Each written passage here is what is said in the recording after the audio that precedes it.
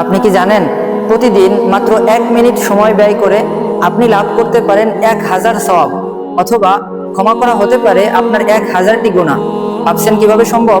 তাহলে জেনে রাখুন, সহিহ মুসলিমে এমনই একটি আমলের কথা বর্ণিত হয়েছে।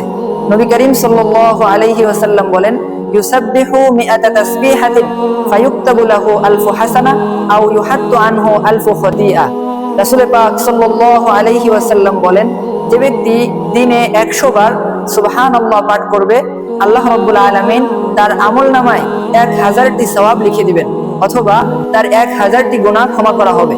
একটু ভেবে দেখুন তো, আমরা প্রতিদিন অযথা আমাদের কত অবসর সময় আমরা নষ্ট করে ফেলি, অথচ আমরা চাইলেই খুব সহজে মাত্র 1 মিনিট সময়ের মধ্যে এই আমলটি আমরা করে নিতে পারি। তাই আপনার পরকালীন সমৃদ্ধির জন্য আজ থেকেই এই ছোট্ট আমলটি আপনার প্রতিদিনের রুটিনে যুক্ত করে ফেলুন।